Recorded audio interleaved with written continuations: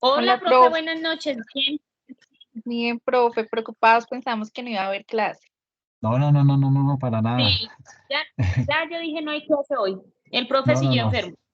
no, no, no, no, no, no, regáleme un minutico y publico la presentación y arrancamos, ¿ok? Gracias. Listo, profe.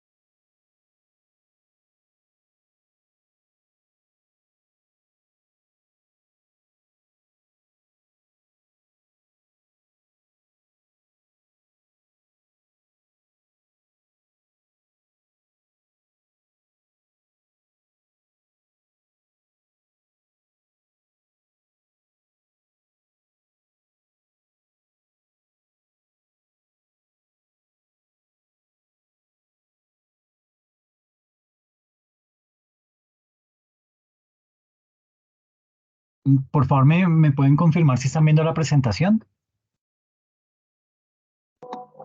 Sí, señor. Gracias, gracias.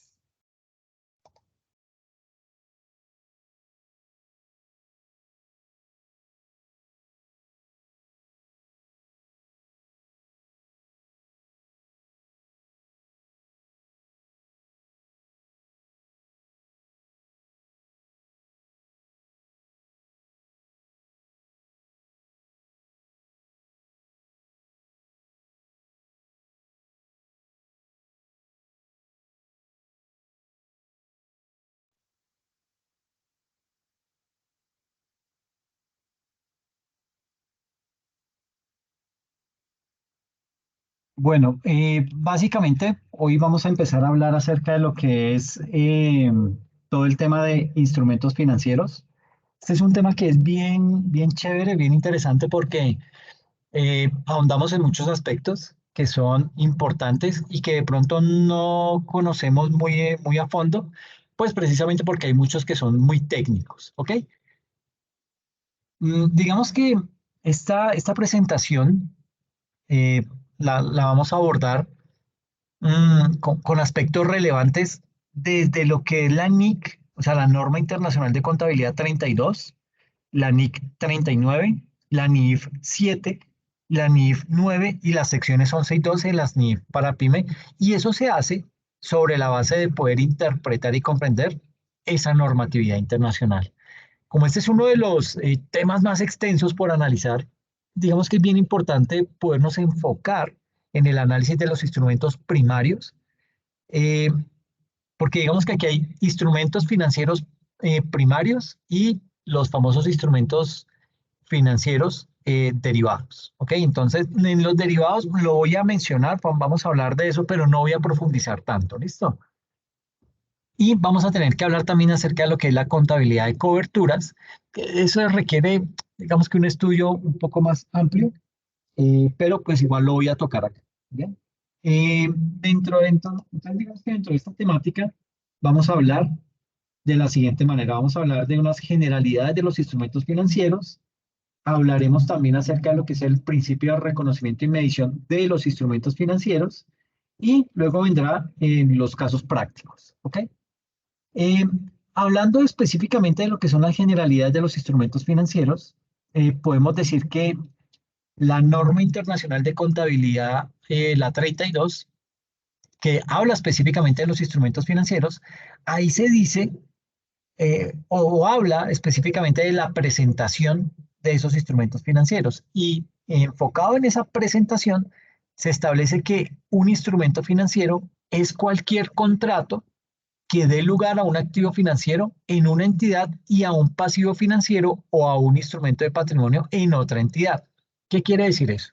Y eso pasa siempre que uno lee la norma internacional, como que le toca a uno leerla 3 veces para poder medio comprender qué es lo que quieren decir. Básicamente aquí lo que nos dice es que un instrumento financiero es un contrato. Y cuando se habla de contrato, estamos haciendo referencia a un acuerdo entre dos partes como mínimo, ¿ok? Una parte que es la que da el título y la otra que es la que da los recursos por obtener ese título. ¿Ok? Ahora, me dice, se establece que un instrumento financiero es cualquier contrato que dé lugar a un activo financiero en una entidad. ¿Qué es un activo financiero? Por ejemplo, yo puedo adquirir un CDT, ¿sí? Entonces estoy haciendo un contrato con una entidad financiera en donde esa entidad me va a estipular que me va a pagar tanto de intereses, que ese título va a estar habilitado por tanto tiempo y que si no se renueva, es que si no se liquida, se renueva automáticamente. Esas son como las partes de ese contrato. Yo lo firmo, él lo firma y queda establecido, se constituye ese título, me dan a mí ese CDT, yo creo ese instrumento financiero en mi contabilidad y me desprendo de unos recursos que le entrego a la entidad financiera. ¿Ok? Pero no solamente me dice eso, me dice, eh, puede que ese contrato dé lugar a un activo financiero en una entidad o también puede llegar a dar un pasivo financiero porque yo puedo dar, digamos que yo puedo crear, yo necesito recolectar dinero para un proyecto en la empresa y no tengo recursos. Entonces yo puedo crear un bono, puedo crear bonos, sea, hago una emisión de bonos, si es que estoy autorizado para eso, hago esa emisión de bonos y eh, cuando emito esos bonos, me comprometo a pagar una tasa de interés y a decir cuándo va a redimir ese bono. ¿Ok? Entonces, en ese caso, yo estoy creando un pasivo financiero. ¿Por qué? Porque yo estoy entregando un título y estoy recibiendo una plata por ese título. Cuando se vence ese título, yo debo devolver esos recursos. Entonces ahí se creó. Entonces mire que ya hemos creado un activo financiero por medio del CDT, hemos creado un pasivo financiero para nuestra empresa con la emisión de un bono, pero también se puede llegar a crear un instrumento de patrimonio en otra entidad. ¿Qué es eso? Por ejemplo, yo digo, ok, yo quiero comprar acciones de la entidad La Consentida SA, ¿sí? Quiero comprar acciones allá. ¿Por qué? Porque mi interés es tener control de esa empresa a futuro. ¿Ok? Entonces yo empiezo a comprar. Este año compro 10.000 acciones, el otro año compro 15.000 acciones, el otro, y así voy planeando comprar acciones para cada vez tener un mayor control sobre esa empresa. Diferente a si de pronto usted compra acciones en Ecopetrol, sabe que Ecopetrol pues nunca va a ser suya, ¿sí? Pero quiere tener esas acciones para especular con ellas, es decir, para venderlas en el momento en que estén más costosas, ¿ok? Entonces, ese tema de esas acciones, mire que dependiendo eh, ¿cómo se diría? La razón por la cual está adquiriendo esas acciones, cambia o se realiza un asiento contable diferente. Una cosa es comprar las acciones de Ecopetrol, que yo las quiero vender cuando su precio esté más alto, ahí se me vuelve un instrumento financiero, y otra muy diferente es comprar acciones de la Pecosa Limitada, en donde yo quiero, de la Pecosa SA, en donde yo quiero es tener control de esa empresa a futuro. Entonces, eso es un instrumento de patrimonio. ¿Ok? Haciendo esa salvedad, digamos que eh, entremos a definir qué es entonces un instrumento financiero. Un instrumento financiero es un contrato monetario entre dos partes o más con el que se puede operar y de igual manera puede llegar a liquidarse. El contrato como tal me genera un activo para el comprador y un pasivo financiero para el vendedor. El tipo de activo se refiere a la forma que puede tomar ese instrumento financiero. Por ejemplo, puede ser una materia prima, una acción, un bono, un derivado, una divisa. Y digamos que bajo ese orden, los instrumentos financieros pueden clasificarse de acuerdo al tipo de activo y también pueden diferenciarse entre instrumentos financieros complejos y no complejos. Entonces, por ejemplo, acá tenemos este tipo de instrumentos, los derivados. Son un activo cuyo valor, como su nombre lo indica, depende del valor de otro activo. El activo del que depende el valor del derivado toma el nombre de subyacente y puede estar representado en acciones, en valores de renta fija, índices bursátiles, entre otros. Aquí yo siempre coloco como ejemplo de estos derivados eh, un swap. Y traigo siempre un ejemplo, la crisis financiera del año 2008. Esa crisis surgió gracias a una política pública que implementó Bill Clinton cuando era candidato para que, y digamos que gracias a esa propuesta quedó elegido presidente.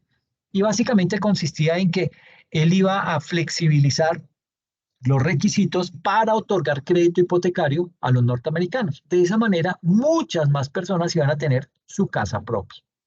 En ese orden de ideas, ¿qué hizo? Eh, digamos que por lo general, acá en Colombia se da que para usted poder comprar una vivienda nueva, usted debe dar el 20% de la cuota inicial. Allá levantaron eso. Dijeron, no, no, no, ¿qué plata, qué cuota inicial, ni qué nada? Todo se lo financiamos, le financiamos el 100%. Ok, listo. Empezaron a decir, bueno, que la persona solamente se puede endeudar hasta un 30-35% de lo que gana. Amplíele eso al 50%. Lo que necesitamos es que la gente compre. Además, ellos no van a perder su casita. La gente se esfuerza por sacar adelante ese crédito hipotecario y todo eso. Entonces, comenzaron a levantar todos esos requisitos y eso qué hizo, que pues muchas personas aplicaran y a muchas les aprobaron esos créditos hipotecarios. Fue así como desde el año 94 se empieza a sembrar ese problema, ¿sí? Se dice que son hipotecas basura porque las personas al final del tiempo no iban a poder pagar eso. ¿Por qué? Porque como había tanta demanda de casas y de apartamentos, pues el sector de la construcción comenzó a crecer como si no hubiera mañana y aparte comenzaron a subir los precios de la vivienda, ¿ok? A mayor oferta, pues mayor demanda y eso eleva el precio. Entonces comienza a subirse el precio, comienza a subirse el tema de los intereses hipotecarios y esto comienza a afectar a todas las personas que habían adquirido ese tipo de bienes. Pero ¿qué pasa? Que el sector financiero no es bobo. ¿Y entonces qué hizo? Dijo, aquí yo vuelo que esto va a ser un problema. Va a ser un problema porque estas personas que no han dado nada de cuota inicial, que les estamos levantando muchos requisitos para que puedan acceder al crédito, en cualquier momento esto es un riesgo y en cualquier momento eso va a estallar. Entonces, inventémonos una innovación financiera, le llaman ellos, y dicen, mire, vamos a hacer algo, vamos a coger paqueticos de a 20 hipotecas, ¿sí? Armamos una sola hipoteca grande y a esa le creamos un instrumento derivado. O sea, vamos a proteger ese instrumento primario, esas 20 hipotecas, las vamos a proteger con un instrumento financiero, se me olvidó el nombre, derivado. ¿Ok? Entonces, un derivado cumple esa función de proteger otro activo, un activo primario, en este caso la hipoteca. Entonces, se crea ese swap y la forma de crear ese swap lo hicieron a través de las entidades aseguradoras. Le dijeron a las aseguradoras, oiga, mire, me acabo de inventar este producto, a ver si usted me lo compra. Entonces le dice, a ver, cuénteme. Dice, mire, yo tengo muchas hipotecas. Usted sabe que el sector inmobiliario está creciendo y quedamos hipotecas como si no hubiera mañana. Entonces, voy a armar paqueticos de hipotecas, de a 20 hipotecas, y vamos a crear un swap. Y ese swap lo que vamos a hacer es que yo voy a pagar como si fuera un seguro. Entonces, yo le pago, usted me dice cuánto me vale ese swap y yo mensualmente le voy pagando la cuota como si fuera un seguro. De manera tal que el día que esas hipotecas, esas 20 familias fallen con el pago de su hipoteca, usted me paga la totalidad de las hipotecas. Y el tipo dice, uy, bueno, el negocio porque ¿qué van a fallar las 20 familias al tiempo? Eso no pasa, ¿sí? Eso, la gente lo que quiere es su casita y paga, prefiere quedarse sin comer, pero poder pagar la cuota de la hipoteca.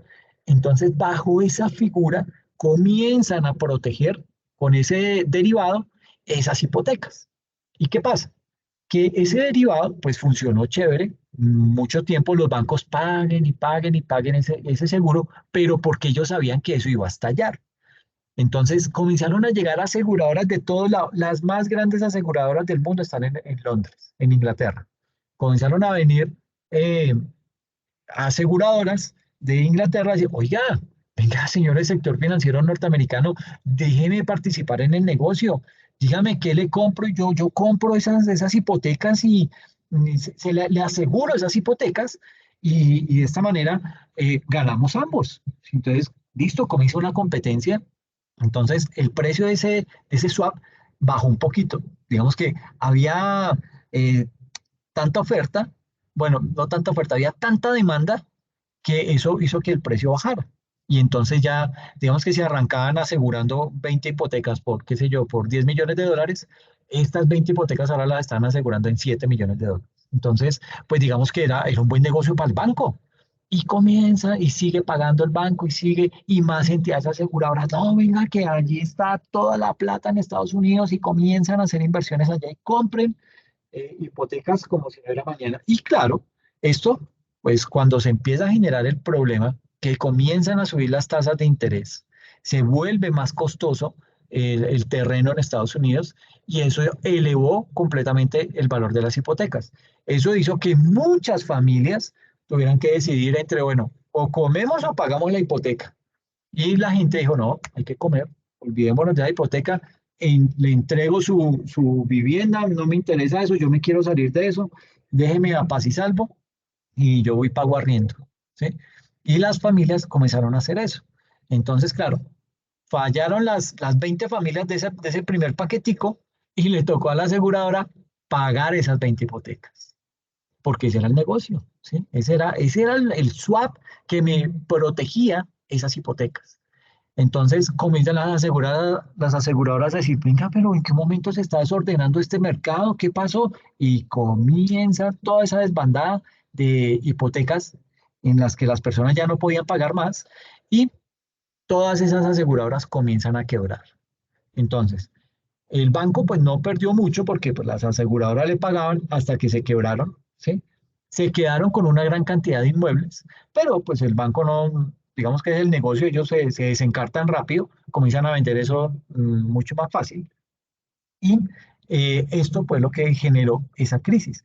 Todas esas hipotecas basura llevaron a la quiebra a Lehman Brothers y de ahí en adelante a otros bancos, solo que el gobierno norteamericano lo que hizo fue rescatar a los bancos, porque a ellos sí, para ellos sí hay plata, pero para las familias no, y comenzó a rescatar esas entidades financieras. Las aseguradoras quebraron y quebradas se quedaron. Eso obviamente generó desempleo, generó alza en muchos aspectos y ahí fue lo que generó esa gran crisis. Todo eso debido a este producto de derivados. ¿Ok? Entonces, como para que tengan una idea de hasta dónde puede llegar ese tipo de situaciones.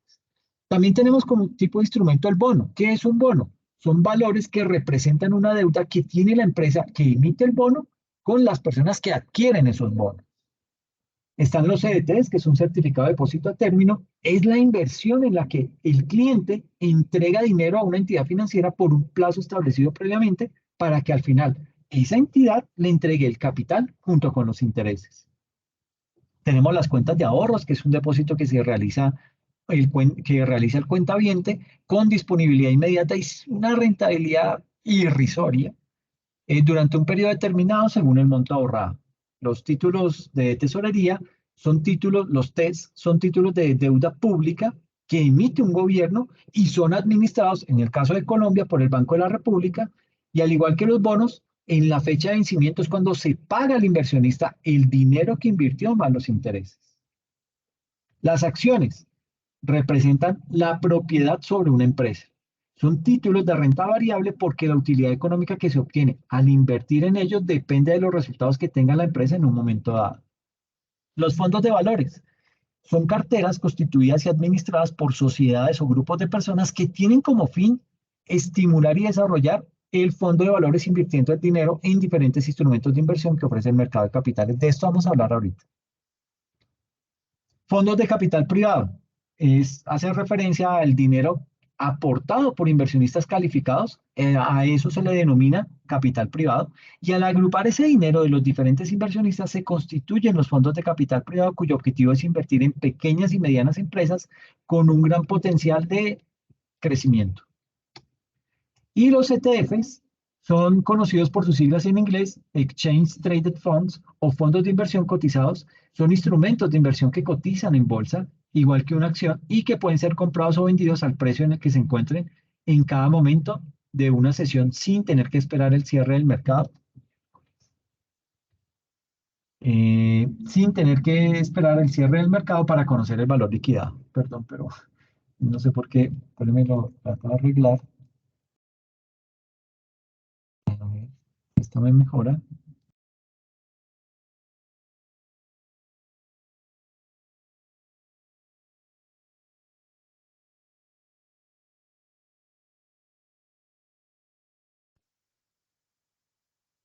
Listo.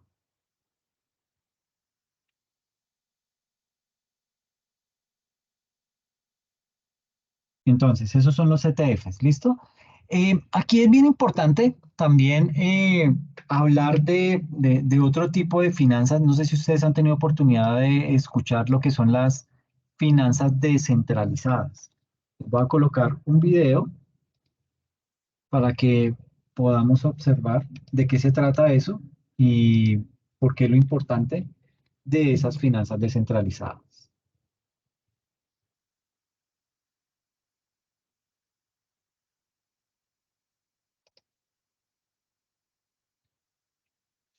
El sector financiero sigue un modelo que podríamos... ¿Sí escuchan? Sí, señor. Finanzas Sí, señor. descentralizadas. Gracias. Porque son los bancos los que canalizan los pagos, por ejemplo, cuando usamos la tarjeta o el móvil o hacemos un Bizum, y son los bancos los que intermedian el crédito, toman dinero en depósito y lo prestan. Y llevan también el registro de todo, lo que cada uno tiene en su cuenta, lo que debe por su préstamo, etc. Desde hace unos años existe una tecnología llamada blockchain que permite pagar electrónicamente sin intermediarios. ¿Cómo funciona? Cada persona que lo quiere usar tiene una dirección personal, como si fuera su dirección de email. Y en esa dirección tiene guardado el dinero. Bueno, no lo tiene guardado, sino que está apuntado cuánto dinero tiene. El blockchain, o cadena de bloques, es como el registro de cuánto dinero tiene cada dirección. Y solamente su dueño puede mover el dinero a otra dirección, usando una clave que es muy difícil de adivinar. Lo que es distinto es que ese registro y control del movimiento entre cuentas no lo lleva un banco, ni una empresa o persona, sino que lo mantienen cientos de miles de ordenadores interconectados y cada uno conserva una copia completa del registro. Un tema muy interesante es que en la cadena de bloques se pueden guardar también programas informáticos llamados smart contracts, que contienen las reglas por las que se rige cada producto financiero concreto. Por ejemplo, si pides dinero prestado, el programa incluye las reglas del préstamo, la duración, el tipo de interés, controla las garantías que tienes que poner y todo lo que conlleva ese préstamo.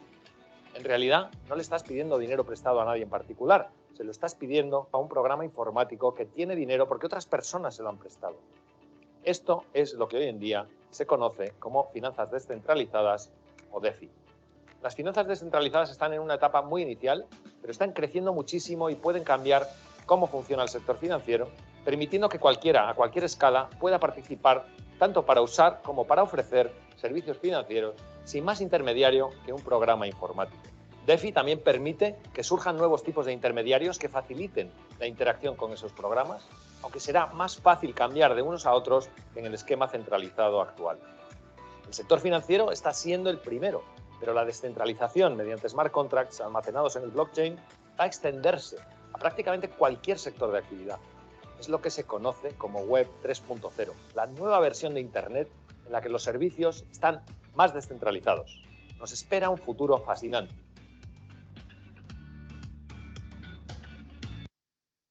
Entonces, básicamente, esto es una muestra de lo que son las finanzas descentralizadas, pero miren, por ejemplo, lo que hoy en día está pasando.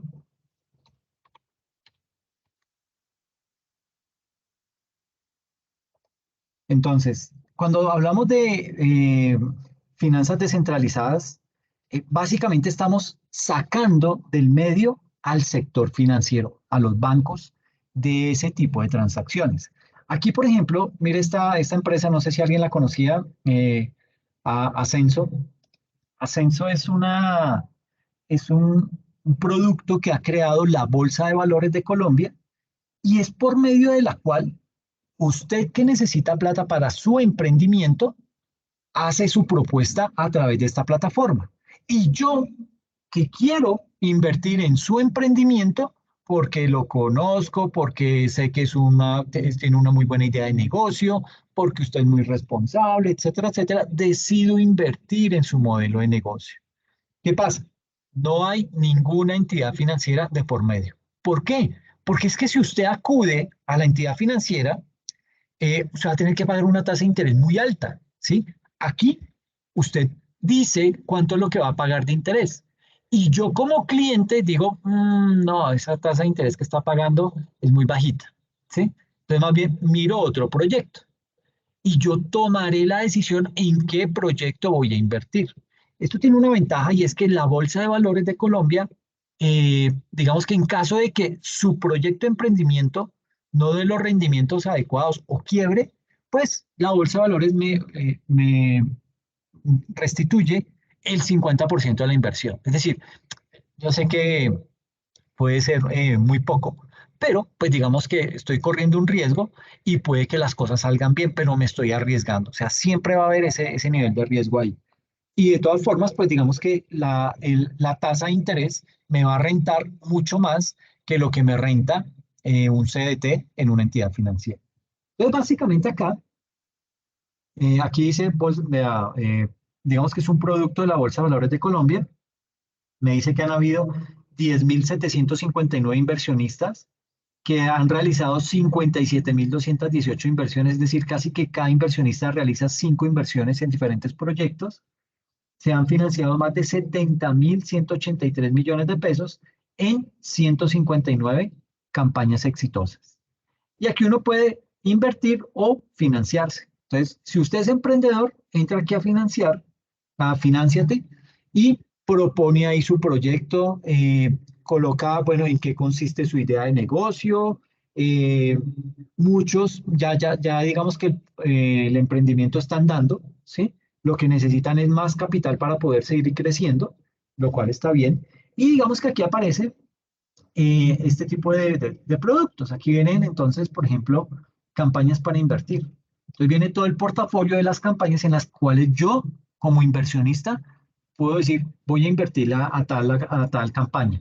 Aquí nos dice, esto es, bueno, veamos detalle. Entonces me dice, bueno, aquí hay un videito. Hola, somos Geriacare Respiratory Solutions, una empresa dedicada a mejorar la salud respiratoria de pacientes y familias a través del apoyo a diferentes instituciones del sector salud.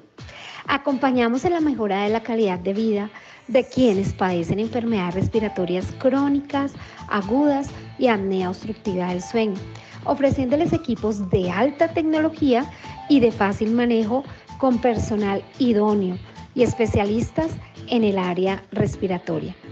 En Colombia, la apnea obstructiva del sueño cada día crece, alcanzando un 26.9%, de los cuales solo el 20% de la población diagnosticada es tratada.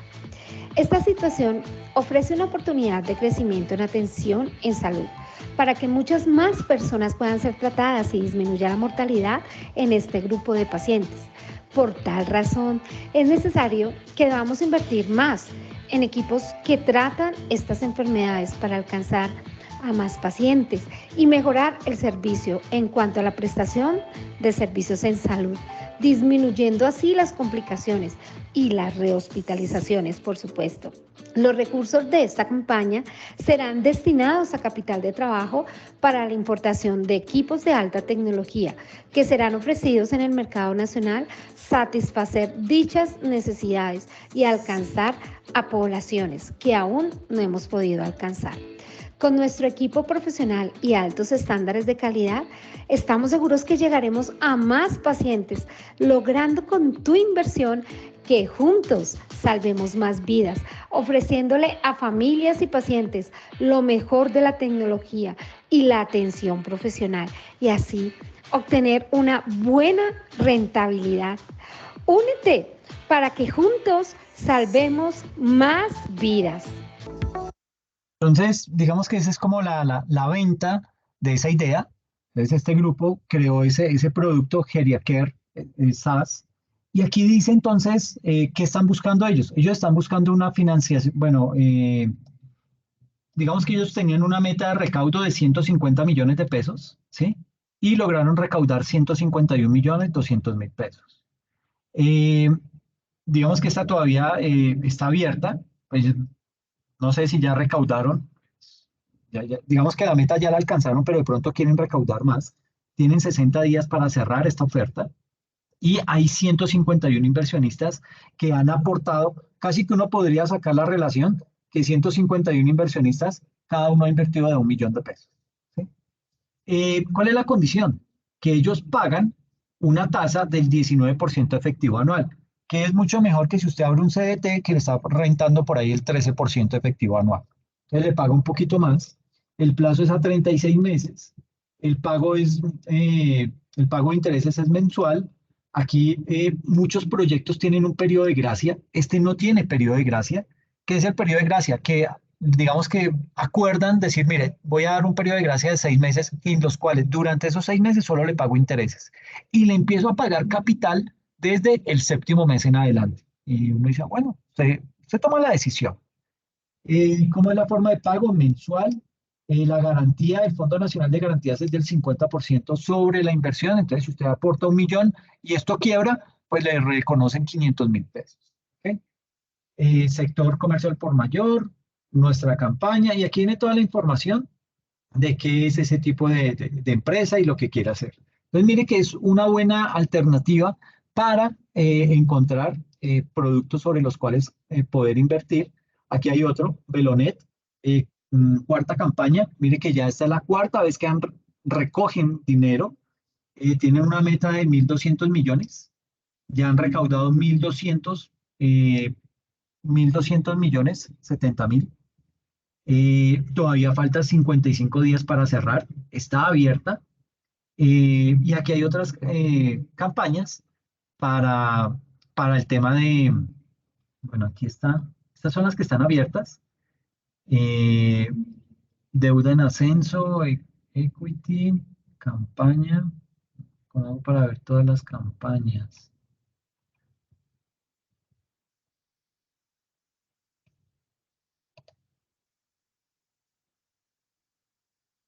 Es que me sale ahí para buscar, pero... Ah, campañas exitosas, aquí están. Entonces, por ejemplo, producción de cine con Moscú Films. Entonces necesita 100 millones, ya lo recogió. AGC, entregas más rápidas y efectivas, necesita 250 millones, ya lo recogió. Y todo esto han sido proyectos que se están promocionando a través de este tipo de plataformas. ¿Ok? Eso es uno de los modelos que hay. Y digamos que esto está en boom. ¿Por qué? Porque vuelvo y digo, es uno de los mecanismos más económicos para que un emprendedor se pueda financiar y uno de los mecanismos más confiables hoy en día para que nosotros como inversionistas podamos invertir en ellos. ¿Ok? Pero no es lo único. Uno puede también, no, digamos que uno también puede invertir en lo que, digamos que en portafolios comunes, ¿sí? Y digamos que aquí tengo esta empresa, BCP Global, no hago campaña, no trabajo ni para Adocenso ni para BCP Global, no, esto simplemente porque tiene que ver con instrumentos financieros. Entonces, básicamente, esta es una empresa en donde usted puede invertir, la inversión es un poquito alta y es en dólares, pero le sirve a uno para poder examinar de qué, digamos que cuáles son los productos a los que uno puede acceder. Tiene respaldo o aliados estratégicos como BlackRock, que es el fondo de inversión más poderoso del mundo, y tiene muchos productos. Entonces, básicamente, uno acá lo que hace es que entra a estos portafolios.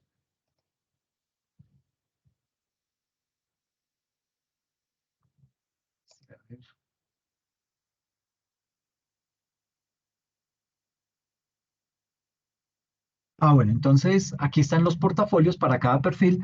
Lo importante de este tipo de empresas es que le hacen un estudio a usted como inversionista. ¿Para qué? Para poder determinar cuál es su apetito de riesgo, cuál es su capacidad de riesgo para poder hacer una inversión. Y con base en esa capacidad lo catalogan a usted o le recomiendan que más bien invierta en un portafolio de renta fija que paga muy poquito de rendimientos, o que invierta en un portafolio conservador que también paga muy poquito, o que digamos que invierta en un portafolio moderado que ya paga mucho mejor rendimiento, o uno de crecimiento o uno de renta variable. En la medida en que usted va asumiendo más riesgos, le van pagando mayor interés. Entonces, por ejemplo, si usted entrara a este portafolio de renta fija, bueno, aquí le toca a uno definir su perfil, ¿sí?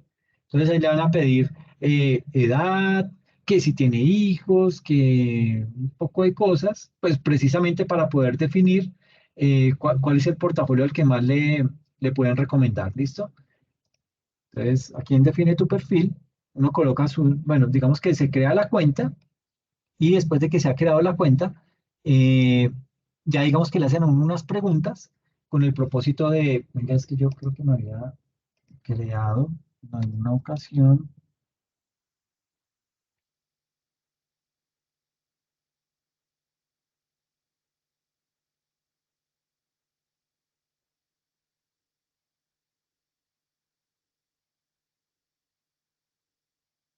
Ay, incorrectos me llevan. Mm,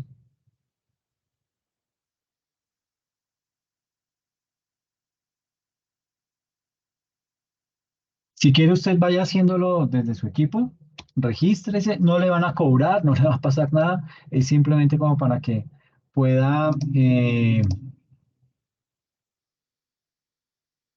ay, no, no me lo reconoce. Bueno, en fin. Básicamente, entonces, digamos que lo que yo les quiero mostrar acá son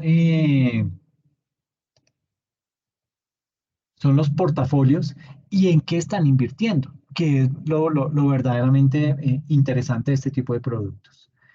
Entonces, aquí están los portafolios. Por ejemplo, aquí está este portafolio, que es el de el BCP 6 Plus, que básicamente tiene digamos que toda su inversión está hecha en bonos. Por lo general son bonos que le compran a los gobiernos. Entonces aquí uno mira, por ejemplo, hay el 15% de estos bonos se los compran a corporaciones en Asia, el 20% a corporaciones, no me acuerdo qué es, eh, el 15% son bonos de corta duración, el 15% son bonos de mercados emergentes, el 15% son bonos también de mercados emergentes y así sucesivamente. Uno puede ir entrando a mirar con más detenimiento a qué hace referencia cada uno de ellos. Entonces, aquí hay 6.900. Es que esto lo cambiaron. A mi chica me dejaron loco con este cambio porque uno podía entrar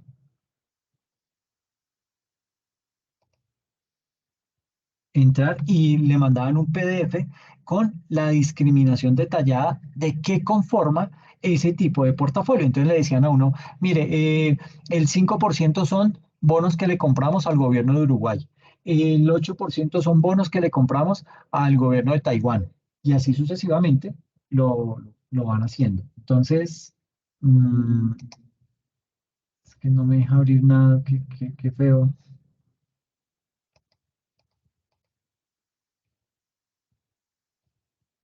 No me dejó entrar a nada. Pues básicamente es a esto a lo que, digamos que uno entra y puede saber con total detalle qué conforma ese portafolio. Este, que es 100% bonos, pues paga muy poquito interés, ¿sí? No tiene la mejor, el mejor rendimiento porque es una inversión muy segura. O sea, es muy difícil que un gobierno quiebre, pero puede llegar a pasar. Pero vuelvo y digo, el riesgo es muy bajo. Eso frente a ese tipo de portafolios, aquí hay un conservador en donde ese bono ya está distribuido. Tiene un 67% lo conforman bonos y un 33% lo conforman acciones. ¿Las acciones de dónde son? Son acciones de empresas de Estados Unidos catalogadas en el Standard & Poor's 500, el 3% en acciones japonesas, el 2% en acciones de mercados emergentes y el 3% en acciones de empresas europeas. No me deja entrar a la análisis de bonos, esto no me interesa. Bueno, es el conservador, el global, mire que ya incrementa el 56% de ese portafolio son bonos y el 45% son acciones. Eh, Aquí aparecen las acciones en donde están en empresas de Estados Unidos, japonesas, de mercados emergentes, etcétera, etcétera. Y de esa manera usted va examinando a qué le quiere apuntar, a qué tipo de portafolio. Y con base en ese tipo de portafolio, usted va teniendo acceso a una mayor cantidad de información, ¿ok? Eso como para que lo pueda tener presente dentro de ese conglomerado de instrumentos financieros. ¿Listo? Ya cierro este paréntesis. Vuelvo a mi presentación. Entonces, básicamente, después de haber visto estos tipos de instrumentos, entonces, salgo de esto, y entramos aquí básicamente a mirar realmente lo que son los ámbitos de aplicación de los instrumentos financieros. Digamos que la norma es aplicable a los siguientes instrumentos financieros. En primera instancia tenemos definidos los activos financieros.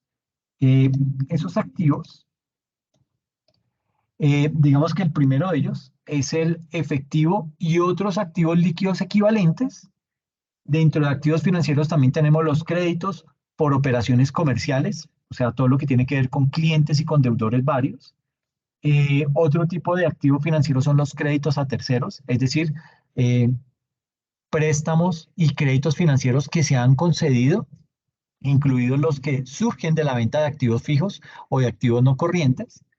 Tenemos también lo que son los valores representativos de deuda de otras empresas, por ejemplo, obligaciones, bonos, pagarés. Instrumentos de patrimonio de otras empresas, por ejemplo, participaciones en instituciones de inversión colectiva y otros instrumentos de patrimonio. Todo lo que tiene que ver con los derivados con valoración favorable para la empresa, los futuros, las opciones, las permutas financieras, compra-venta de moneda extranjera, etc. Y tenemos también como último los otros activos financieros, que son depósitos en entidades de créditos, anticipos y créditos al personal que se hacen, fianzas, depósitos constituidos, dividendos a cobrar, etcétera, etcétera. Es decir, un activo financiero es un derecho contractual, porque como es un instrumento financiero y un instrumento financiero está mediado por un contrato, entonces decimos que un activo financiero es un derecho contractual a recibir efectivo en el futuro. ¿Ok? Pero así como tenemos activos financieros, también tenemos pasivos financieros. Esos pasivos financieros, el primero de ellos se denomina los débitos por operaciones comerciales, es decir, todo lo que tiene que ver con proveedores y acreedores varios. Tenemos también acá las deudas con entidades de crédito.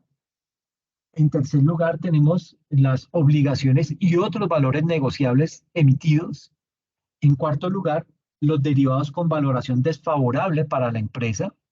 Digamos que aquí tenemos los futuros, las permutas financieras, etcétera. Y tenemos otros pasivos financieros, que son deudas con terceros, tales como préstamos y créditos financieros recibidos de personas o de empresas que no sean entidades de crédito, incluidos los que surgen en la compra de activos no corrientes.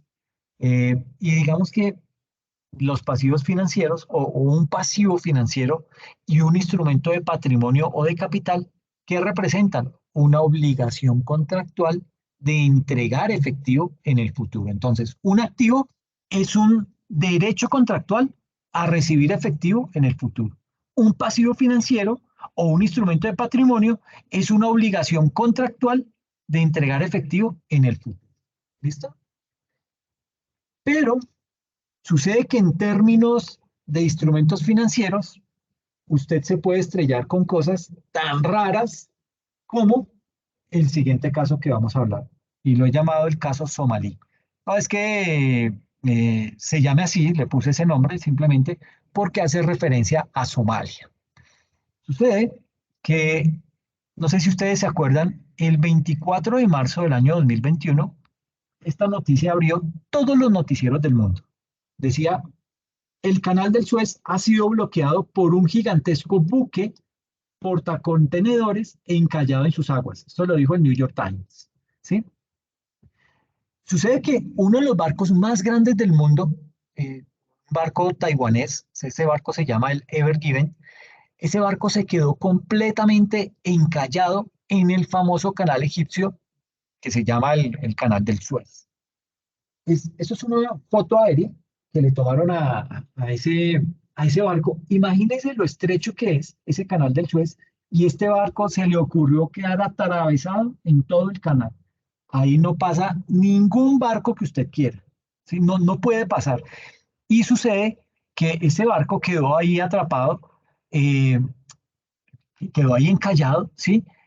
De tal forma que ningún otro barco podía continuar su camino por esas aguas, y eso pasó durante una semana. Imagínense, una semana, es como si se hubiera varado este barco, pero en el canal de Panamá, ¿ok? Toda una semana. Lo curioso es que ese canal del Suez es el paso que une por mar a Europa, con Asia y con África Oriental. Entonces, gracias a estar situado este canal del Suez en una posición tan estratégica, sucede que más del 50% del cargamento, de todo el cargamento que se transporta por mar, pasa por este canal del Suez, porque obviamente es la forma más corta de atravesar toda Europa, parte de Asia y África, ¿ok? Entonces es una ruta marítima muy importante. Podemos decir que ese canal del Suez, aquí está más detallado. Esto es el mar Mediterráneo, esto es el Atlántico, el mar Mediterráneo, todo esto es Europa, aquí está Italia, esto es África, ¿sí? Y aquí es parte de Asia. Entonces, por acá en todos los barcos que vienen del Atlántico se meten por el Mediterráneo, cruzan por el canal del Suez, toda esta parte es el canal del Suez, ¿sí? Y cruzan hasta salir y encontrarse con el Océano Índico para llegar a todo el sudeste asiático. Entonces, es una ruta muy transitada, es una ruta muy importante de comercio que, pues, digamos que tiene gran relevancia a nivel económico. El canal del Suez es esta parte más estrecha, ¿no? Todo esto, lo más estrecho es lo que se conoce como el canal del Suez. Digamos que este canal del Suez es como si fuera, haciendo una analogía, es como la arteria aorta, pero en campo del transporte mundial, ¿ok? Por eso es que ese bloqueo de ese canal puede ser tan delicado. ¿Por qué? Porque imagínense todo lo que lo que generó en pérdidas. Este bloqueo, digamos que con solo 7 días de interrupción, de los 10 que tuvo, en solo 7, que digamos que bloqueó todo el tráfico, y se hizo gracias a este barco que quedó ahí mal atravesado, el Ever Given, fueron suficientes para provocar unas pérdidas de alrededor de 10.000 millones de dólares en 7 días. Imagínense todo el trancón que se armó ahí. Y usted se queja que porque Transmilenio y que porque Bogotá, y mire lo que pasa en el mar. Pero bajemos un poquito el foco en este mismo mapa. Miremos lo siguiente. Aquí arriba, en esta parte de arriba, es donde queda el canal del Suez. Aquí queda, en la parte final, el estrecho de Mandeb, que también pues, es un sitio neurálgico. Ya es un poquito más amplio que el canal del Suez, pero pues digamos que también tiene otros problemas. Sucede que si ven ahí en la pantalla, sale ese estrecho de Mandeb, y ese estrecho de Mandeb es, por decirlo de alguna forma, la punta opuesta al canal del Suez. Es la parte inferior y el canal del Suez es la parte superior. Es decir, todo barco que quiera pasar por el canal, antes o después, tiene que pasar sí o sí por este estrecho de Mandeb. No se salva, ahí no hay vuelta de hoja, tiene que pasar por ahí. Y resulta que gracias a esta situación, un país africano como Somalia, que es todo esto, lo que se conoce como el Cuerno de África, acá todo esto es Somalia, digamos que ese país ha aprovechado todo su potencial criminal para hacer de las suyas. Imagínense, un país que, para quien no lo sepa, resulta geográficamente inconfundible. Cuando les pregunten dónde está Somalia, sabrán localizarlo perfectamente porque prácticamente ocupa todo el Cuerno de África. Toda esa punta es Somalia, ¿ok? Y claro, gracias a estar situado en una zona tan absolutamente estratégica para todo lo que se conoce como el tráfico marítimo internacional, pues Somalia ha sido la cuna de la piratería moderna. Y usted me dirá, pero bueno, ¿y por qué me está hablando de piratas si estamos hablando de instrumentos financieros? Deme un momento que ya voy para allá. Estos piratas somalíes, que básicamente son estos de acá arriba, estos que están acá, y bueno, acá hay otro, y aquí hay otros, que básicamente esos piratas llegan así en lanchas, ¿sí? Pero llegan con misiles, con buen armamento, y puede que sean apenas 7, 8, y atrapan todo un gran buque y secuestran a su tripulación. Entonces, básicamente estos piratas somalíes modernos han sido durante las 2 últimas décadas el auténtico terror de los mares. Están armados con ametralladoras, con misiles, y su método de actuación es de lo más simple, ¿sí? Pero es tan simple que a la vez es tan tenebroso. Se acercan a los grandes barcos, los asaltan, encierran a sus tripulantes y dirigen esos barcos hacia un puerto somalí donde les esperan todos sus secuaces. Y ojo, no piensen que estos piratas son demasiado exquisitos, ¿sí? Esta gente ataca todo tipo de barco que se le ponga por delante. Pueden ser barcos pesqueros, barcos petroleros, buques de cargamento y hasta cruceros que pueden estar llenos de personas jubiladas, un crucero de turismo, imagínense, hasta esos cruceros los han secuestrado. Ahora bien, ¿qué buscan los piratas con esos ataques? ¿Será que acaso quieren robar el cargamento del navío? ¿O quieren quedarse con el buque que han capturado? Pues no, nada de eso. De hecho, estos piratas somalíes no les interesa quedarse con el cargamento de los barcos, ya que en realidad, pues Somalia, eh, para Somalia sería muy difícil vender ese cargamento, ¿sí? Piensen que Somalia es un país súper pobre, ¿sí? No tiene infraestructura y tampoco tiene capacidad de comercio.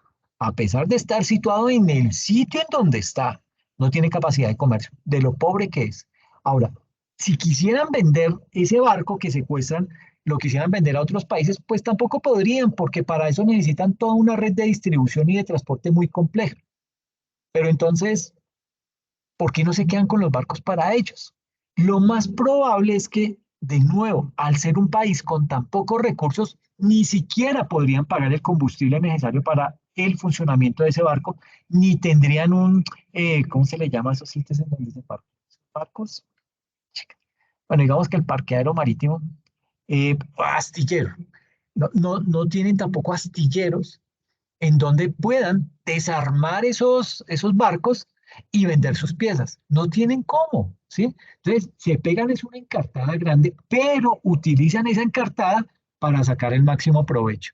Lo que ellos buscan realmente es secuestrar a la tripulación. Es decir, la forma de ganar dinero de estos piratas somalíes consiste en atrapar el barco, llevarlo al puerto, a un puerto cualquiera de Somalia, y pedir rescate a cambio de no asesinar a los tripulantes y devolver el barco con todo y cargamento a la empresa dueña de esos navíos. Resumidamente, el barco en sí mismo no les vale para nada a ellos, ¿ok? Lo que realmente le vale es el chantaje y cómo, y digamos que todo esto lo que supone es un costo enorme a nivel internacional. Ha habido años en los que estos piratas somalíes han llegado a atacar a más de 300 barcos y capturar a más de 1000 prisioneros. Con ello han llegado a ganar, solo en concepto de rescate, más de 300 millones de dólares en un año en solo rescates. ¿Okay? Y pues digamos que para una economía tan pobre, pues eso representa platica. Pero es que el problema económico real de la piratería somalí va mucho más allá. Las empresas, ¿qué tienen que hacer? Las empresas tienen que pagar unos seguros contra la piratería. Tienen que contratar seguridad privada y unos métodos de defensa. Deben también buscar unas rutas alternativas que les resulten ser seguras, aunque sean más caras, pero que lleguen, puedan pasar con total tranquilidad. Y todo eso por no hablar de los efectos económicos indirectos, por ejemplo, la pérdida de turismo, la pérdida de comercio en la zona, obviamente por el peligro que representan estos piratas. Eh, y digamos que todo esto teniendo en cuenta todo lo que les he contado, si hemos dicho que el bloqueo del canal del Suez por este buque Ever Given fue un auténtico drama que copó telediarios, noticieros y que básicamente ese tranconcito contribuyó a una pérdida de más de 10.000 millones de euros. Imagínense lo que pasa con con la piratería somalí en los últimos años. La CNN sacó un titular y decía, los piratas somalíes cuestan a la economía global 18.000 millones de dólares, cuantificado por CNN. Básicamente los costos de esa piratería, digamos que casi que duplicaron el costo del bloqueo del canal del Suez por este barco, por este superbuque. Pero, ¿sabe qué es lo más interesante de todo esto? Lo más interesante de este caso somalí y es de lo que les voy a comentar aquí, de aquí en adelante, es que en realidad esa piratería somalí no está bajo el mando de grandes bandas criminales. De hecho, su origen estuvo plagado de buenas intenciones y de actos que que muchas personas pueden llegar a considerar como unos actos justos. Es más, ese tipo de piratería encierra todo un entramado político de lo más interesante y además se trata de un negocio criminal abierto prácticamente a todo el mundo. Desde las pequeñas familias locales hasta los más importantes brokers de Dubái o de Londres invierten en este negocio de la piratería.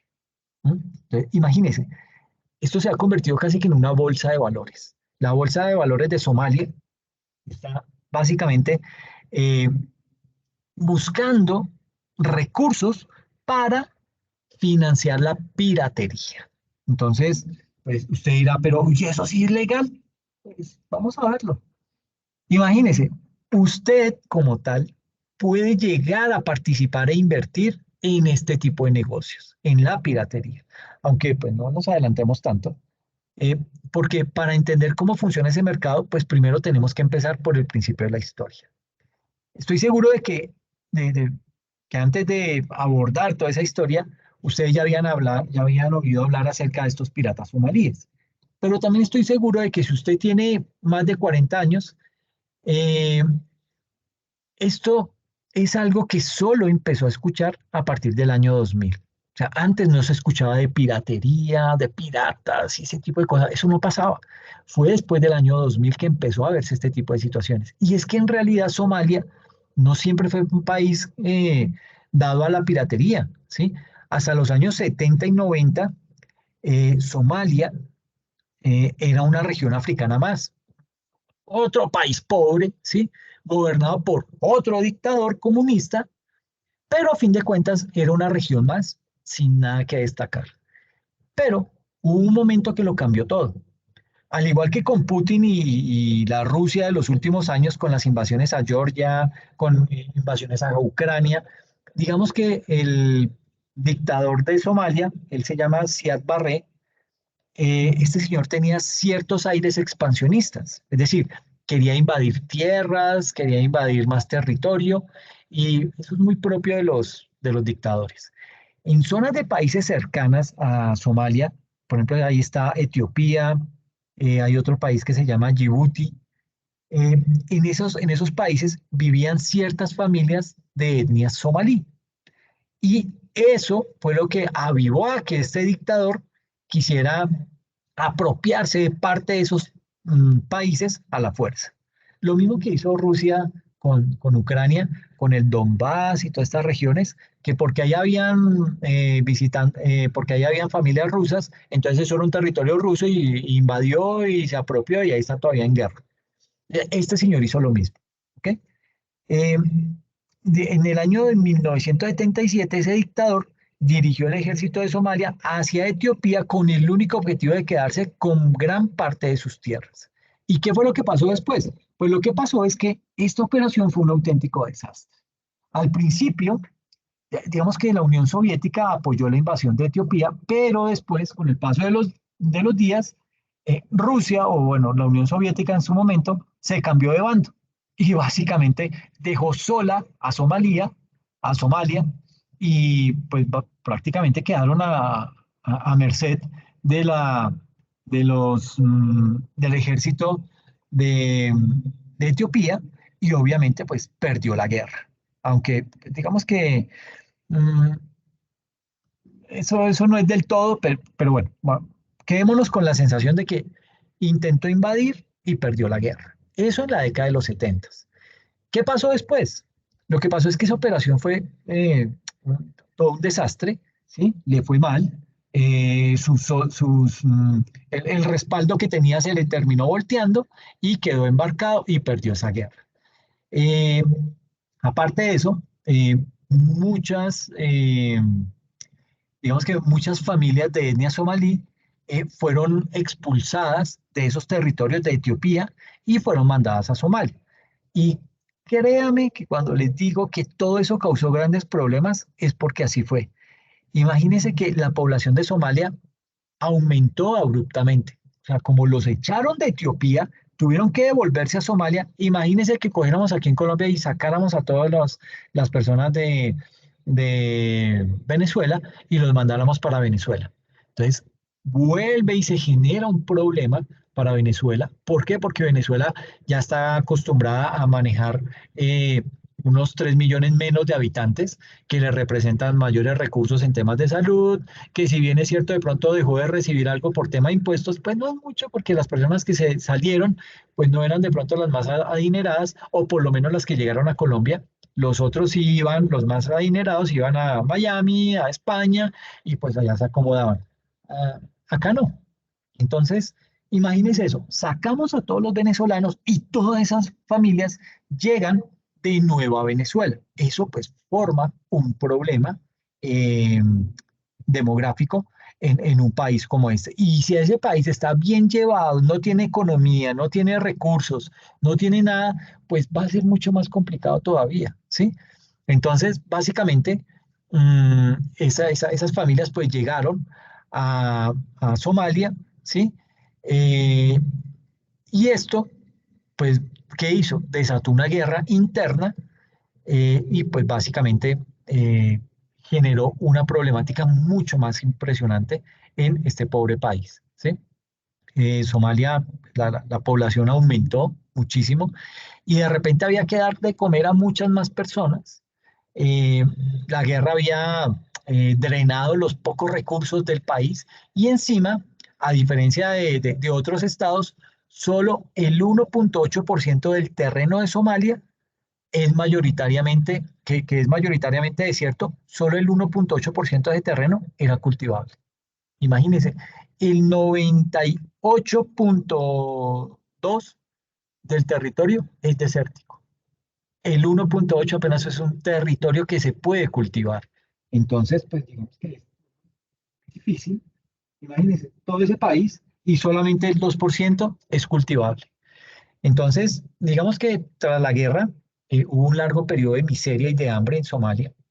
Y como no podía ser de otra forma, pues se acabó desencadenando una enorme y cruenta guerra civil. En el año 91, digamos que se desató esa guerra civil en donde se enfrentaron numerosos clanes locales. Ese dictador, Siad Barre, fue derrocado y el Estado comunista prácticamente desapareció de Somalia. Y cuidado, porque cuando digo que el Estado desapareció, me refiero a que desapareció por completo. Eso no quedó nada en ese momento. Todo ese poder institucional de ese dictador fue completamente destruido y los ciudadanos pasaron a agruparse apenas en 18 pequeñas regiones que pertenecen a históricos clanes locales en el país. De alguna manera, el Estado somalí se fragmentó en muchos estados independientes. Eso es malo. Bueno, es malo cuando un país no está organizado eh, eso se conoce como un estado federado, que tiene muchos estados dentro de un gran estado, como es Estados Unidos o como es Brasil. Entonces, digamos que eh, la mayoría de esos estados se dedicaban a la pesca rudimentaria y por ahí de vez en cuando batallaban entre sí, pero pues no era nada relevante. Ahora, cuando aparece un tercer protagonista internacional, eh, ahí sí que todo cambió. Imagínense que ese protagonista fue quien realmente decidió el conflicto pirata. ¿De quién se trata o quién es ese nuevo protagonista? Imagínense que después de esa guerra civil, y como les he dicho, el Estado somalí se vino abajo, y con él la policía, el ejército y todo el entramado burocrático se vinieron abajo. Debido a eso ya nadie vigilaba las aguas, nadie vigilaba las costas somalíes, así que las empresas pesqueras extranjeras se volvieron locas, arrasando con todo el pescado local que le pertenecía, porque iban y pescaban en aguas somalíes, y básicamente todo este pedazo de mar, toda esta franja de mar, le pertenece a Somalia. ¿Y qué hacía? Como no había ejército, no había policía, no había ninguna autoridad que vigilara eso, llegaban de otros países y pescaban en estas aguas marítimas. ¿Qué pasa? Que era una pesca agresiva, era con dinamita, con muchos elementos no aptos para la pesca normal. Y esto obviamente, ¿qué hizo? Pues básicamente eh, devastó todo ese sector pesquero en Somalia. Digamos, había un reportaje que hizo la agencia ABC, y esa agencia entrevistó a un pescador somalí y ese pescador decía: nuestros trabajos como pescadores nos fueron arrebatados por los barcos extranjeros. Venían a la costa por la noche y se llevaban todo el pescado. Antes de la llegada de barcos extranjeros, capturaban o pescaban entre 5 y 10 toneladas de pescado al día. Hoy en día solamente recogen entre 300 y 400 kilos al día. Eso lo dice un pescador somalí. Entonces, como se pueden imaginar, todo esto no le hizo ni pizca de gracia a los somalíes, ¿sí? Si ya eran pobres de por sí, la sobreexplotación del mar por navíos extranjeros ahora sí que los condenó a la más absoluta de las miserias. Recuerdan que les decía que solamente en Somalia había un territorio cultivable que equivalía al 1,8%. Pues el pescado era prácticamente su única fuente de alimento. Así que, digamos que sin mucho que perder, con esperanzas de vida que no superaban los 50 años, a los somalíes solo les quedaba una alternativa, y era defenderse o contraatacar. Y justo ahí fue donde empezó la historia de la piratería. Al principio, los piratas somalíes no fueron piratas como tal, sino que fueron patrullas ciudadanas encargadas de proteger las costas atacando a los barcos extranjeros. Como no había ejército, pues le tocaba a la misma población, y con embarcaciones rudimentarias, darle algo de protección a sus aguas internacionales. Y digamos que básicamente, digamos que y esto fue un texto que se extrajo de una entrevista que le hicieron a un ex pirata somalí. Decía que nuestras vidas se habían vuelto muy duras, no había trabajo, por lo que decidieron atacar a cualquiera que se entrometiera en sus mares. Y esas primeras patrullas de defensa se hicieron llamar la Guardia Costera Voluntaria de Somalia, que era, digamos que una guardia organizada, pero organizada a nivel civil. Nada de, no tenían artillería, no tenían tácticas de guerra, nada de eso. Era una organización civil en donde todo el mundo podía participar, ¿sí? Ni grandes grupos de poder, ni grandes criminales organizados. Era una organización civil. Ahora, con muy, digamos que lo que empezó como un acto de defensa, y digamos que en cierto modo un acto de rebeldía contra los invasores, pues acabó transformándose en un negocio muy, pero que muy rentable. Tengan en cuenta que atacar y capturar un barco puede llegar a suponer una recompensa de varios millones de dólares, que pues, es un botín lucrativo, un botín muy, muy, muy interesante, teniendo en cuenta que la renta media en Somalia apenas llegaba a los $25 mensuales. Mensuales, $25 mensuales. Básicamente, digamos que convertirse en pirata en Somalia era un pase directo para abandonar la pobreza extrema, por lo que, pues, como es lógico, esto se volvió una opción muy tentadora para muchos. Y ojo, porque ahora viene lo más interesante.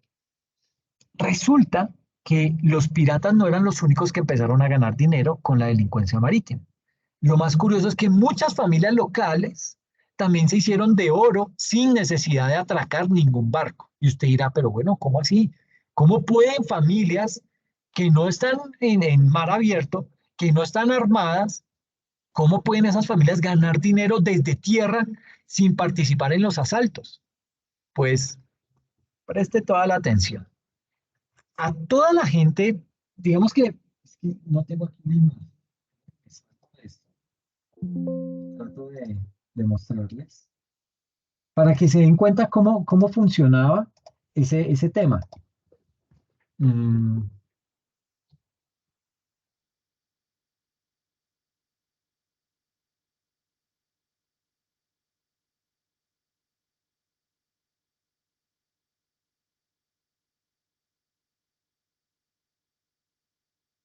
Estos son todas imágenes de los piratas, ¿sí? Pero hay una imagen muy interesante que es la que quiero que... Ay, no está acá. Básicamente, ¿ellos qué hicieron? Ellos crearon como una especie de bolsa de valores en Somalia, en donde era fácil invertir. Entonces, si usted tenía alguna plática, le decían, venga, invierta acá, que nosotros necesitamos armas, nosotros necesitamos combustible, necesitamos alimentar a los piratas. Ellos van, asaltan y lo que traigan del botín lo repartimos entre todos. Entonces, pues digamos que pues ahí salían personas común y corriente, ¿sí? Eso no eran ciudadanos como tal, pobres, ¿sí? Pero que de pronto tenían algo de platica y esa platica la invertían en esto, ¿ok? Eh, no eran megacriminales millonarios, ni tampoco eran genios del mal, nada por el estilo. Simplemente son personas comunes y corrientes que decidían invertir en eso. Las personas, digamos que cuando hacían esas inversiones y llegaba o pagaban el secuestro de esas personas, de la tripulación, más el barco, más todo lo que tenía que ver con la mercancía, digamos que llegaban esos buques, llegaban esos pagos, ellos entregaban al buque con todo y mercancía y tripulantes, y por lo menos les pagaban, casi que en promedio lo que cobraban era 4 millones de dólares. Eh, pero digamos que esos 4 millones de dólares, lo que hacían era solamente un grupo pequeño de somalíes, póngale unos 10, 15, llegaban y asaltaban esos buques, se apropiaban de ellos, cobraban el secuestro y ya cuando tenían la plata, ahí sí decían, listo, nos pagaron 4 millones de dólares. Ahora, ¿qué hacemos con eso? Entonces, digamos que estas personas se habían convertido en accionistas, ¿sí? Eran unos inversionistas en ese tipo de operación, que es una actividad ilegal total, ¿sí? Pero fue tanta la necesidad de Somalia que tuvo que hacer de esa actividad criminal un mecanismo de inversión para poder sacar adelante algo de su población, ¿ok? Entonces, vuelvo y digo, muchas de las personas que hicieron empezaron a invertir, a comprar títulos en ese tipo de negocios para poder, con base en lo que recaudaban, poder tener una utilidad de esa inversión. ¿Ok? Entonces, así como usted invierte, o como cualquier persona puede llegar a invertir en Tesla, en Microsoft, en Google, en Amazon, etcétera, etcétera, en las zonas eh, piratas de Somalia se puede invertir en acciones que se llaman acciones piratas. Y para que se hagan una idea, para llevar a cabo un ataque de este tipo, se necesitan lanchas, gasolina, se necesitan teléfonos satelitales, porque es que eso es mar abierto, se necesitan ametralladoras, comida. eh, digamos que un ataque de esas dimensiones no es nada barato. Y según las fuentes que han consultado sobre este tipo de asaltos, cada asalto puede llegar a costar entre 30 y 200.000 dólares. Es más o menos lo que cuesta el atacar a un buque de estos. Pero pues es una inversión que vale la pena. Usted invierte, digamos que Somalia como tal invierte póngale 200.000 dólares y recupera 4 millones de dólares, pues es el mejor negocio del mundo, ¿sí? Ahora, para poder conseguir todo ese dinero, porque le estoy hablando de Somalia, en donde una persona recibe 25 dólares mensuales, poder recoger 200.000 dólares, eso es toda una tarea titánica. Entonces, para poder conseguir todo ese dinero en una de las regiones más pobres del mundo, a los somalíes se les ocurrió montar una bolsa de acciones local, su propia bolsa de valores de Somalia, ¿ok? De esa forma, hasta la familia más humilde de Somalia podía aportar su granito de arena y recibir una acción que le diera derecho a parte del botín pirata. Entonces, imagínense, esa acción se le convertía a esa persona en un instrumento financiero con la cual a futuro iba a recibir unos rendimientos. ¿Ok? Y ojo, porque esa acción se podía comprar, ya fuese a cambio de gasolina, por armas o por dinero en efectivo, lo que usted quisiera, ¿sí? Le podían dar lo que usted quisiera o lo que tuviera bien, le volvían a dar esa inversión en alguno de esos bienes. En otras palabras,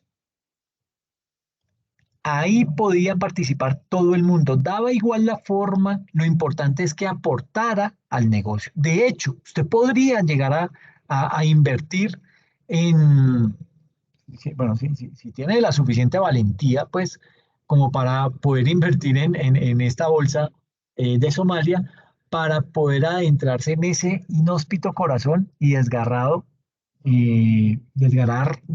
realidad que se vive en un país tan pobre como esto.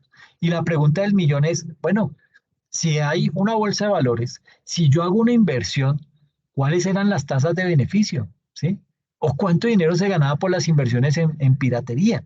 Pues realmente la recompensa varía mucho en función del éxito del asalto, varía en función del botín o del tipo de contribución al asalto. Entonces, eh, digamos que si se ganaban 4 millones de dólares, pues había que mirar cuántas personas habían invertido, cuál había sido la cantidad de dinero que había invertido y pues con base en eso le daban una retribución. Por ejemplo, imagine que los piratas en el mar obtenían unas recompensas más grandes porque, pues, obviamente ellos eran los que se exponían, ¿sí?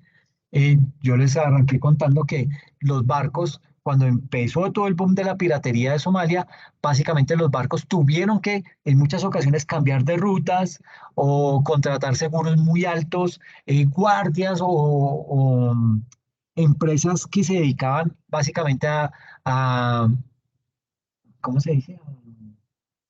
Y como que sirvieran de guardaespaldas a esos grandes buques para que pudieran llegar al destino que se tenía esperado.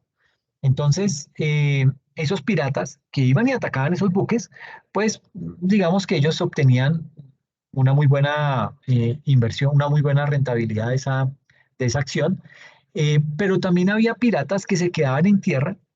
Esos piratas, pues suena raro un pirata en tierra, pero digamos que ese tipo de piratas cobraban un poco menos, ¿sí? Y adicionalmente quedaban los jefes de los clanes y los ancianos de unos clanes específicos que digamos que ellos cobraban más o menos el 10% del botín y ese 10% lo invertían en infraestructuras y servicios básicos para la comunidad. Acueducto, temas de alcantarillado, eh, escuelas, ese tipo de cosas, digamos que esa inversión la destinaban para ese tipo de cosas.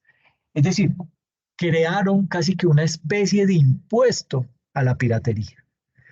Sea como sea, por lo general, si tenemos en cuenta solo los inversores puros, el que se metió la mano al bolsillo y se arriesgó a meter su plática allá, las fuentes que se han consultado calculan que cada uno de ellos podría recibir una media de un 35% de beneficio por cada ataque en el que participaron, porque es que eso se da por ataques, ¿ok? O sea, no era que usted decía, ay, perdón, usted decidiera, ay, mire, voy a invertir $1.000 y destínelos ustedes para lo que quieran, ¿no? Tenía que decir, bueno, ¿a qué ataque? ¿El del lunes, el del martes, el del miércoles en la tarde o el del miércoles en la mañana? Usted tenía que saber cuál era el ataque que iba a financiar. ¿Por qué? Porque cada ataque, al igual que una inversión común y corriente, tiene un riesgo. Entonces, puede que salga bien, puede que salga mal, en cuyo caso, dependiendo del ataque que usted patrocine, puede ganar o puede perder, ¿ok? Entonces, pues digamos que esto, ¿qué hizo? Con esas rentabilidades tan altas, imagine que usted haga una inversión y le esté rentando el 35%, pues eso era muy llamativo. Y eso hizo que muchas más personas decidieran invertir en ese tipo de, de negocios ilícitos. Ahora, perdón, pero ay, me toca tomar agua. Un pirata somalí le dijo a una agencia de noticias, le dijo lo siguiente: la compra de acciones está abierta a todo el mundo. Quien quiera puede formar parte del negocio, ya sea como pirata en el mar o pirata en tierra, puede aportar armas o puede aportar materiales de utilidad. Nosotros hacemos de la piratería una actividad comunitaria y ahora se ha vuelto la principal actividad económica en nuestra área. Los locales dependemos de su éxito. Imagínense lo que dice un pirata somalí.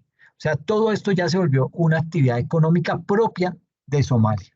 Entonces, de esta forma, y ya para ir cerrando, con la participación colectiva, que iba en aumento, aumentó la cantidad de recursos y la importancia cada vez mayor de este negocio. El proceso pirata, digamos que se fue profesionalizando a ritmos acelerados. Llegaron nuevos inversionistas de centros financieros como Dubái o Londres, que contaban con información privilegiada.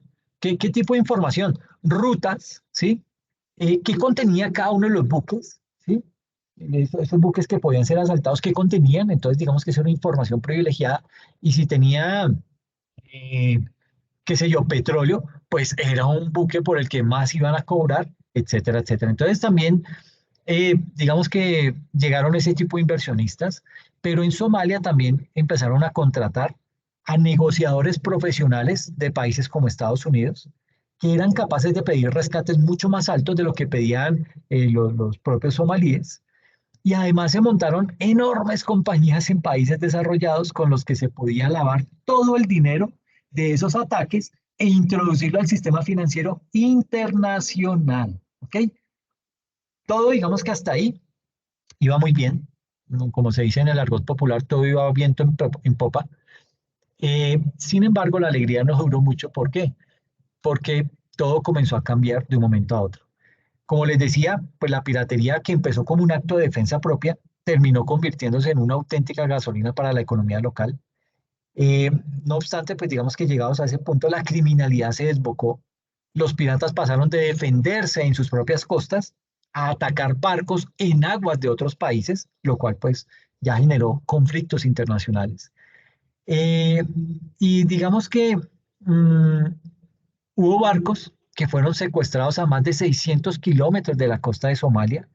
De hecho, los piratas somalíes excedieron tanto los límites de su costa que se llegaron a registrar numerosos ataques bien adentro del Mar Rojo frente a las costas de Eritrea, que eso ya es, eh, esos son otras líneas fronterizas. Pero lo peor no fue eso.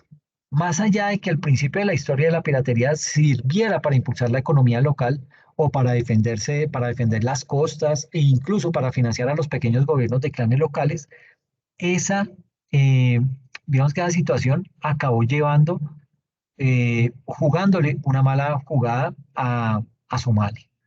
Los piratas pasaron de atacar tan solo a barcos extranjeros para atacar también barcos somalíes que se dedicaban a la pesca. O sea, ya no respetaban, ¿sí?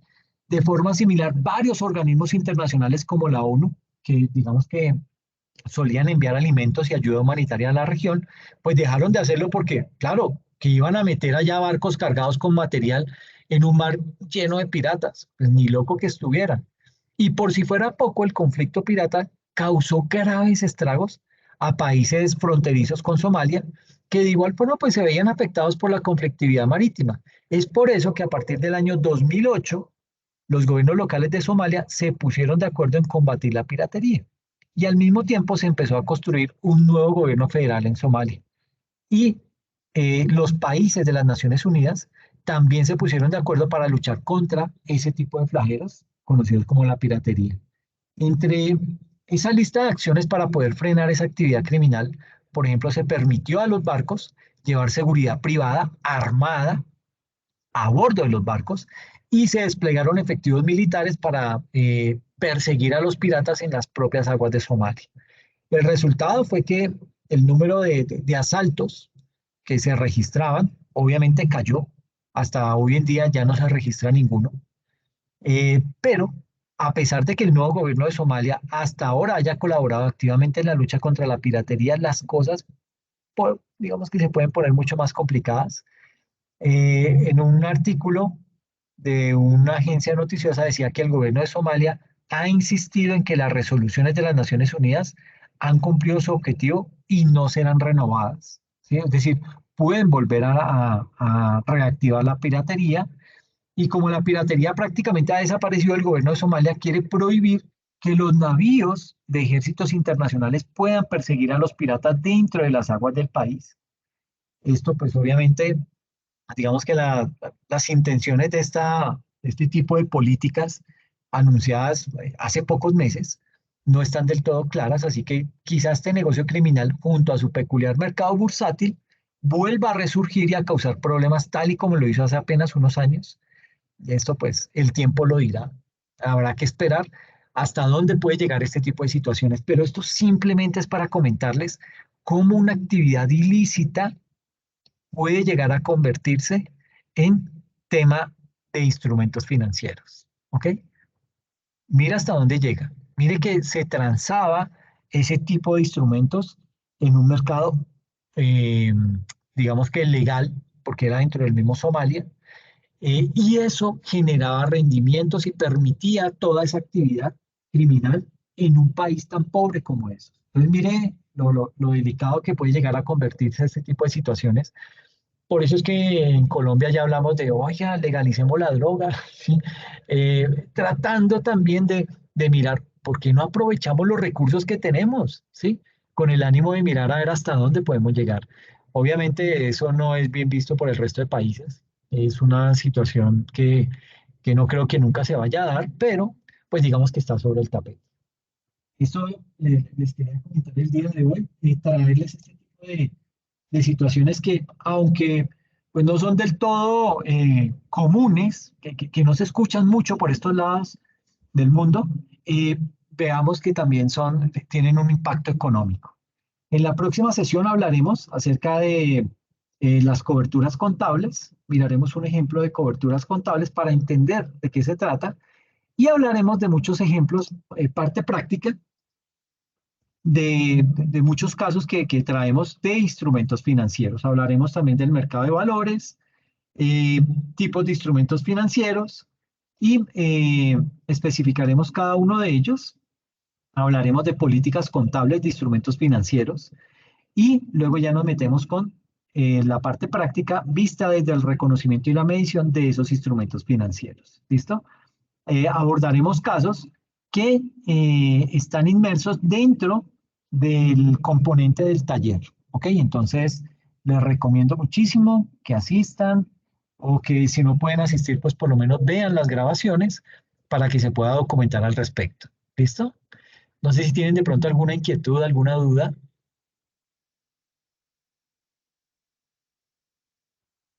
No, señor. Ok, perfecto. Entonces, dejémoslo ahí, descansen y nos vemos dentro de 8 días, ¿ok? Bueno, profe. Profe, un Dime, favor. No sé, dime. soy Carlos Colorado. ¿Se acuerda del correo que le envié? Entonces, con respecto a lo de la actividad número 1. Sí, sí, Carlos, no hay problema. Entonces, simplemente cuando entregues la 2 me acuerdas de eso y yo ya lo tengo presente. Listo, ¿Listo? listo, profe. Ya empecé a desarrollar la 2, ya la estoy haciendo. ¿Listo, profe? Perfecto, qué bien, qué bueno, me alegra mucho. Listo, profe. Muchas gracias. Ok, Carlos, cuídate, hombre, que estés bien. Feliz noche. Bueno, pues, profe. Gracias. Ok, chao.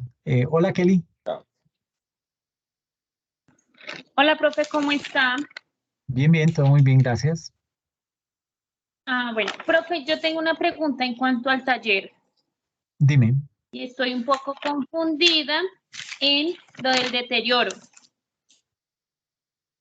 Sí, Entonces, el no sé si deterioro. su merced me puede explicar un poquito el el de- deterioro del inventario. Ok, te recomiendo que mires el video. Espérame, porque ahí te explico cómo se hace un ejercicio muy similar al que está en el taller. ¿Ok? Entonces, espérame. Que lo hice. Video, venga a ver, porque yo descargué. Profe, ¿su merced va a hacer tutoría? En cuanto a qué, de la actividad. Sí, profe, es que yo también tengo la misma duda que Kelly, porque es que, digamos, tengo dos opciones para hacer el deterioro, ¿sí? Entonces quería consultar eso. Ok, espérenme. Profe, y también tengo duda en Bueno, pero cuanto a... esperen, porque si no les resuelvo una, nos vamos a volver locos. Entonces, espérenme y les doy claridad sobre una y vamos resolviendo. ¿Listo? Listo. Creo Eh, que se me hizo a esta.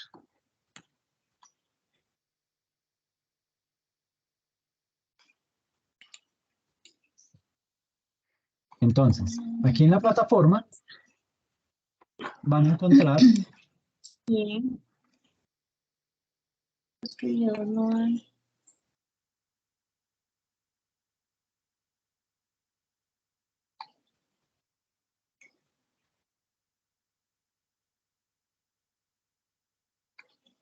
aquí en la sección de grabaciones de sesiones sincrónicas, está publicado el video de la semana pasada, en donde, El de la clase pasada, sí, que su merced no hizo clase, sino que nos montó el video. Pero yo vi eso, pero yo no vi ese tema. bueno, creo que no lo viste completo, y ahí se habla de una parte puntual que tiene que ver con el deterioro de los inventarios y desarrollo todo un ejercicio completo con contabilizaciones que va explicando detalladamente cómo se hace el deterioro, cómo se calcula el deterioro de los inventarios. ¿Ok? Profe, sí, yo sí vi el video, sí recuerdo, pero es que ahí es donde yo tengo la duda, porque cuando su merced explica, digamos, del deterioro cuando se hace, digamos, es que ahí tengo, si toca hacer el valor neto realizable para sacar el deterioro, o si simplemente en la primera parte donde usted explica, donde colocamos el precio de venta estimado, restamos los costos, miramos el valor en libros y sacamos el deterioro. ¿Solamente es eso? ¿O toca hacer todo el proceso con el sacando el valor neto Está realizable? comunitario. Ajá. ¿Cómo qué? Es que eso es lo que no Esa entiendo. cuenta de deterioro acumulado inventario, materia prima. Mírenlo, aquí está el ejercicio. Está en 1 hora y 15 minutos. Antes Sí, sí, Comienza. pero tienen que ver todo el video. No, no se queden solamente con este punto del ejercicio porque van a quedar vacíos. ¿Ok? Tienen que ver todo el video porque ahí explico todo el componente de inventarios. Entonces, sí, profe, pero aquí entonces, básicamente estoy tomando este ejemplo. perdón, profe, antes de ese, su merced explicó cómo se hacía, digamos, En la el hora- deterioro, pero hora y en precio 15. de venta. Es en la 1 hora y 15. 1 hora y 15 está ese donde dice Jamie. Que está precio de venta estimado, costos de terminación, costos de venta, fletes, precio de venta menos costos. Bueno, ahí ya está valor en libros y deterioro del valor. Sí. Exacto. Entonces, mi pregunta es esa. Ay, Se hace referente a SS. Ahí es donde ese. sacamos el deterioro del valor, ¿sí? Eso es lo que Sí. tenemos que hacer para poder realizar pues, los asientos contables, o tenemos que sacar también el valor neto de realización Realizable. para poder sacar el deterioro unitario. Es que eso era lo que no, eso es lo que no entiendo. Tienen que determinar el valor neto de realización. ¿Ok? Ah, ok. Ese es importante porque ese, digamos que es lo que nos indica la norma internacional que se debe hacer. Se calcula ese valor neto de realización y a partir de eso calculo cuál es realmente el deterioro en cada una de las materias primas. ¿Listo? Entonces, para calcular ese deterioro, mire que aquí yo calculo el valor neto de realización, ¿sí? Sí. Y con base en eso, empieza uno a determinar cuál es el deterioro. Entonces aquí estoy con cada uno de los materiales, esa es la materia prima 1, y aquí aquí básicamente estoy diciendo, mire, el precio de venta estimado es de 17.000, los costos de terminación son de 2.000 y los costos de venta son de 1.500. Sí, lo que pasa es que en el ejercicio, digamos, es el total, entonces tocaría sacarlo por valor unitario. Exacto. Unitario. Sí. Sí, exacto. Ah, ok. Pero entonces mi duda va, donde dice los costos de terminación, de transformación y los gastos de venta. O sea, no importa que sean gastos, o sea, es que ese es el reconocimiento, es que ahí es donde si solamente resto los costos o también son costos y gastos. Aquí debes contemplar costos y gastos. Ah, ok. Esa era mi duda, porque es que decía costos y gastos de venta, entonces esa era mi duda. Ok. Sí, pero ahí lo debes contemplar ambos. Ok, profe. Listo. Y es unitario. Ok, profe. Eso era. Ok, perfecto. Muchas gracias, profe. Profe, Ok, yo tengo Jenny. otra pregunta. Sí. En el punto, bueno, donde nos dices que nos toca, utilizando las partidas que se tienen en cuenta de acuerdo con la norma anterior, decreto 2649 del 93 y de acuerdo con la NIC 2. Es que tengo una confusión porque he mirado, pero en algunas partes me dice que en el decreto no se debe tener, no mentiras, en la NIC, ay, en la NIC o en el decreto. Bueno, en algunas de las dos los En la aranceles NIC no 2. van. Ah, no, Sí, el en la NIC decreto. 2. No, En en el decreto creo que es. En el Dice que decreto, los aranceles no van. Sí, creo que es en el decreto. sí es en el decreto, yo también leí, pero es que es confuso, profe, porque en algunos artículos dice que sí y en otros dice que no, pero leyendo Sí. todo el Ajá, decreto, exacto. toma, digamos, se me olvidó, espérame, lo uso, no toma los aranceles. Ujú. Ok, entonces, frente a eso, ¿se acuerdan que en la primera clase yo dije que para poder resolver esos puntos basta con centrarse en el documento que está publicado en la plataforma que se denomina Inventarios, que es un documento de la Universidad Nacional? Ahí está la explicación de ese punto y de otro punto del taller. O sea, no tienen que ponerse a buscar por internet, nada. Solamente céntrense en ese documento, que ahí está toda la información y ahí está la respuesta a los ejercicios. Listo, ¿En profe, el de la muchas que, profe? gracias. La nación. De la En el de la Universidad Nacional. Nacional. Ujú. Este documento